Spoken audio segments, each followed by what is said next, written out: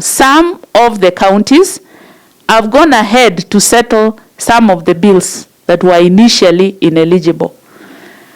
But there is also quite a number, I don't have the real particulars, who have reached out to the Auditor General on areas where they feel technically incapable of making a final decision as to whether to pay or not to pay.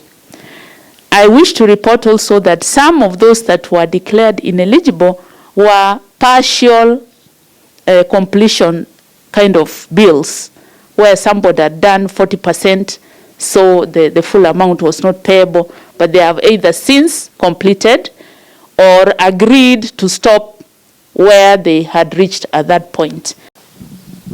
When put in context of the larger economic performance,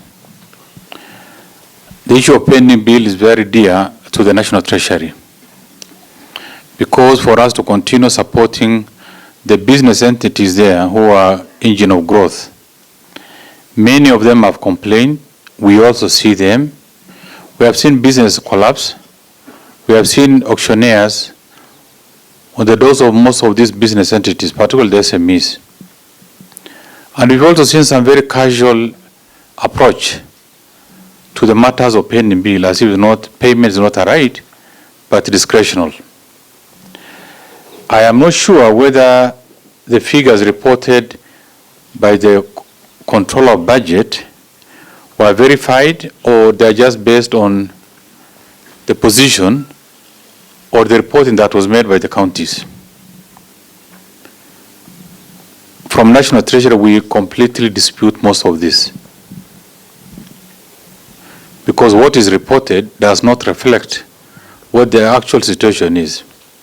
We also know of counties that owe billions, even over 3 billion, and yet here we see they are completely cleared. This is really misleading. And we have a duty to our people to be truthful.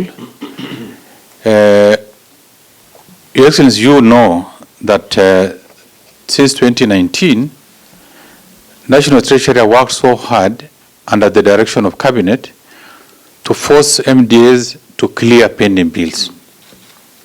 And we can attest that most of them we denied them resources until we have a tangible proof that pending bills have been settled. Because the net sum of all these is assisting our economy to, to continue remaining afloat under these very difficult circumstances.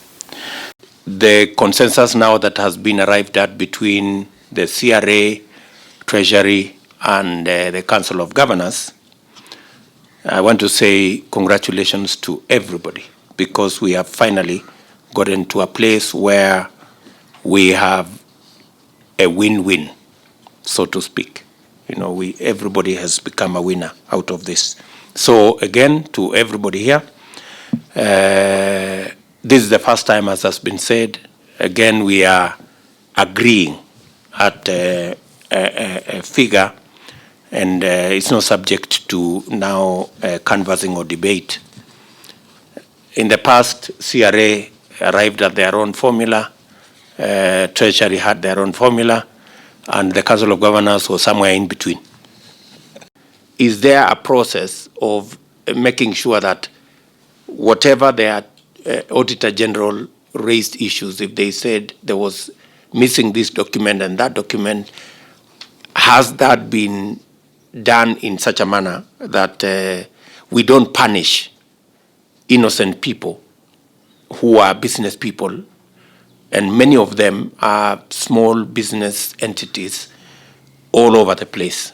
And secondly, as CS has said, we did take a position under the chairmanship of the President that for national government, in fact, some CSs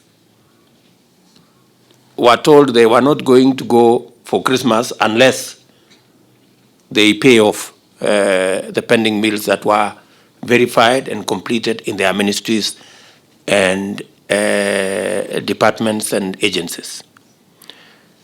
I don't know how we are carrying out the same in counties, because there needs to be a nexus between the Comptroller of Budget, the Auditor General, to make sure that this issue of pending bills does not become a place where we destroy local enterprises because of non-payment of bills. Yet, on the other end, we are encouraging ACBO to participate in government when we are not doing the right thing. So I don't know what suggestions we would make. I know you have requested that the the Auditor General verifies this 113. But I think it should also include everything that is pending from 2013. And if there is need for an extra mechanism, either a pending bills, I don't know, committee for counties, because we have one for national government. I don't know how one can be put together so that counties, by virtue of change of government only, do not run away from bills and destroy enterprises and businesses of ordinary Kenyans. It was prudent to get the Commission on Revenue Allocation to provide a framework where a credible process of assessing counties on their creditworthiness. And initially, we said that that exercise should be voluntary. And that is the case up to now. It is up to the county to say they are confident of their numbers, of their status, of their assets, of their fiscal management, for them to be able to open themselves up to a rating process. And the theory have undertaken that this is going to be a scientific, proper process that is going to assess every county on the correct parameters that makes them, that assesses their credit worthiness. I am happy that Laikipia is joining the other 3 counties, and I want to encourage all the other counties to find it in their place for purposes of being transparent and for purposes of being accountable to their county citizens, that it is a good exercise that also will inform and assist in some of the decision-making processes, both at the county and by other stakeholders.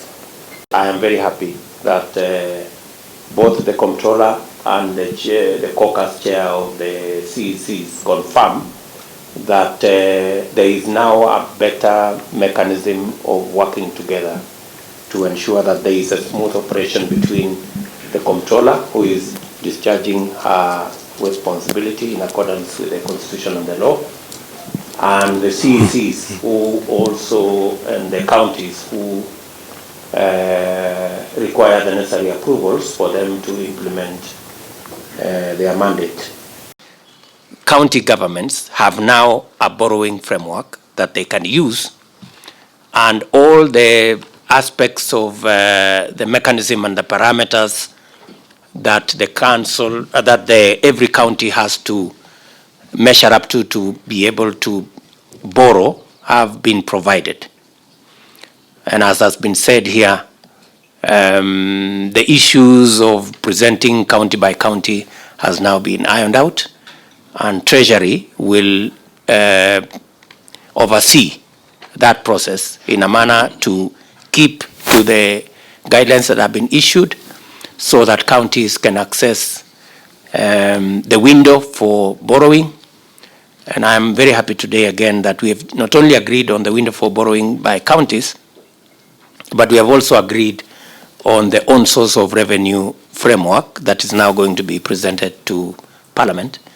That will open additional windows for county governments to raise required resources for their development requirements. So with the Council of Governors having no issue and with the regulations having been developed, I think we can then agree that now there is a framework for borrowing by counties, that the counties can now take advantage of. The CCs are here.